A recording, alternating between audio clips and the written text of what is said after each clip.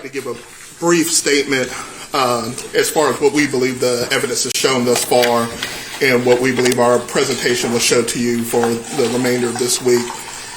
When we came into this, it was Austin and our team's sincere hope that handling this entire process without a trial would be the at least start of some closure for it.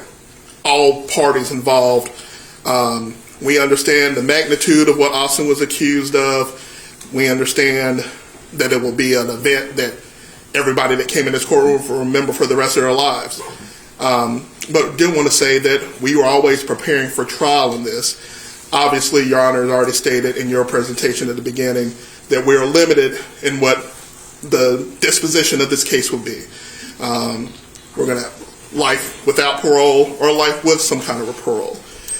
And it was Austin's decision after Ms. Manette, myself, and Mr. Elmore had filed all these motions and made all this preparation and started subpoenaing witnesses to make that call and say, I don't want to do this.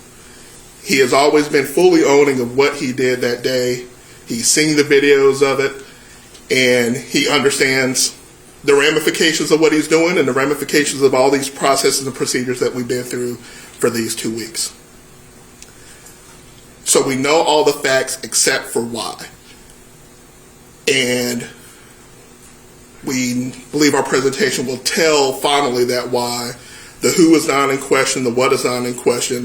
It has always been the why. You've heard already about a young man that life seemed very ordinary on the surface. 2-parent household, living in a subdivision, HOA, kids playing on the street and all those things. And he lived a normal, ordinary life. He went to school, he got good grades, he excelled at school. He had a brother, like most other families. He played games with his brother. His brother was his best friend.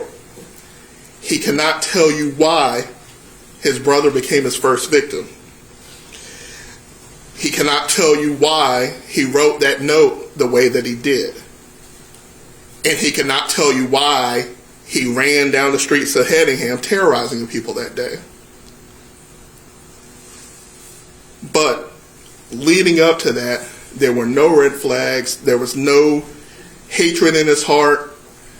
There was no plan, considerations made. This is what I'm going to do. These are the preparations I'm going to make, and this is what I'm going to do on this day. Your Honor, the state has presented witnesses and evidence, especially talking specifically about Dr. Gibson, about this pathway to violence. And I believe their own evidence does not put Austin on that pathway, Your Honor. The indicators that she was looking for, that she said existed in the vast majority of these cases, does not exist for Austin Thompson. He had no suicidal ideations. He had no murderous, homicidal ideations. He had no plan or scheme. He was not picked upon. He was not bullied. He had no grudge or no revenge that he needed to exact on anyone. The stats that she presented said the vast majority, I believe at one point it was 9 out of 10, especially when you're talking about these younger adults that do these kind of actions, 9 out of 10 of them talk to someone about it because it's their cry for help. And they recognize that something is going wrong and want the attention from this. That was never Austin Thompson. There were never any indications that you heard from a mother and a father, especially, that he was extremely close to. There was never any issue. This young man got driven to school by his brother that day with his mom, did his homework, wrote an essay, turned everything in, and then drove home, took the bus home and came and watched his brother play video games, and then shot him in the head for no reason. This is the why that we're looking for that has not been substantiated in anything that the state has presented thus far, Your Honor. No premeditated grievance, never felt any wrong, and I think especially when dealing with Austin Thompson being a 15-year-old at that time, never any, what she said, leakage or letting people know that this was a possibility. We hear him talk to his father on the phone that day. We heard him, not on that day, during the event, talk to his father twice, and his dad never picked up anything from it. His father had asked him specifically about James, and felt nothing in his verse, heard nothing in his voice. Austin was running through the woods after already committing these actions, gets a phone call from his dad, and his dad said that he was in a cool state of voice.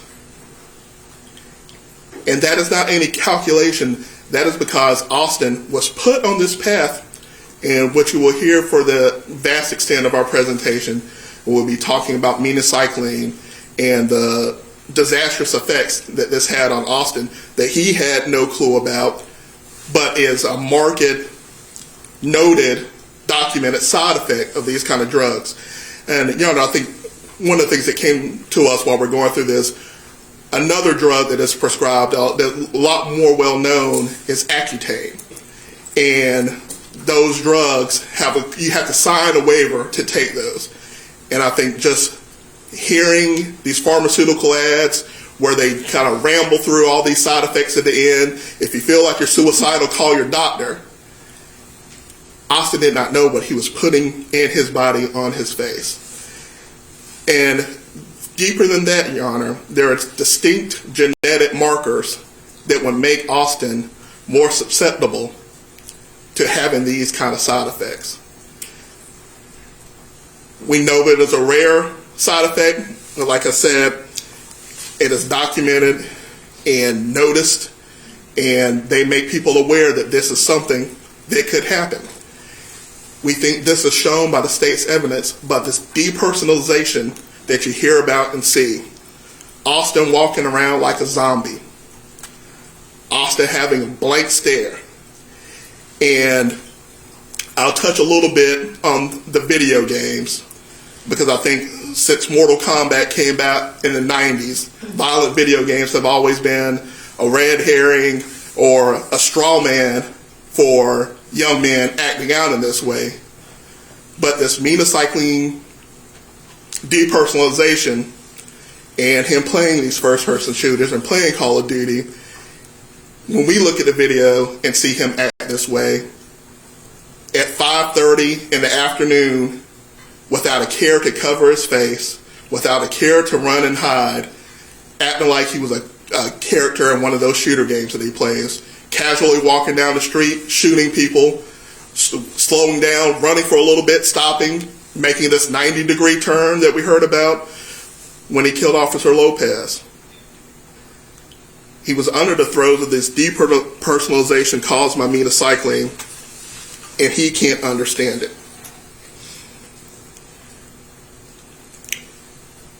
And I do think it's proper for us to talk about the searches some. As Ms. Manetta brought out, these searches encompass such a small percentage of the things that he was looking for, especially when they were talking about these two shootings that happened. They're holding against Austin, searching for something that is relevant in the media. The Buffalo shooting, the Uvalde shooting, he's looking them up at the same time that they were happening, which is an exceedingly normal thing for a kid to do. He is inquisitive. His interests were hunting and guns, so some of his searches are going to be hunting and guns. But you will hear about all these other things that he was searching as well that are not relevant to premeditating, planning a crime. And we would say even those searches that would, I guess, talk about guns or be looking for guns, it wasn't a plan, it wasn't a plot or a plan. And they talk specifically about the note and saying, I'm doing this because of my environmental terrorism of some sort that he did on one day at one time. And for whatever reason, that stuck in his head when he wrote that note. But he was not obsessed with the environment. He was not obsessed with people destroying the planet. That was what was in his head, and when he scrawled out that note under the effects of that minocycline. Your Honor, because of his age at the time, we're having this hearing, and Austin is to go through this process. I think society understands that 15-year-olds are different, or young people are different in general. He still has a long life ahead of him, and at the end of all this, we're still going to be asking you to sentence him for more time in prison than he has been alive. But with the opportunity at parole, with the opportunity at redemption, with the opportunity that long after our careers are over and we might not be around, the Austin will have the opportunity to present to a whole other panel of people that may not be even born yet, the opportunity to talk about what he has done, talk about changes that he has made, and talk about his ability to still be a productive person in society. And I struggle to say that afternoon, that cluster of hours, not sentencing Austin to die in prison, not sentencing a man that committed a kid that committed an act when he was 15 years old to die in prison. Alternatives short of that are also very extreme for a 15-year-old.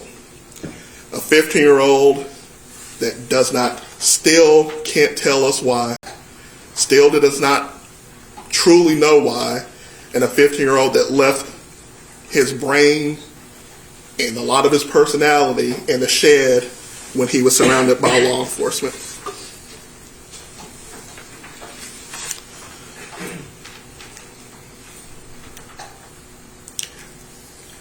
Your Honor, there have been multiple times during this hearing that I think everyone shifted in their chair to see Austin's reaction to his mom's testimony, to his dad's testimony, generally to the testimony, and wanting to know how he was going to react.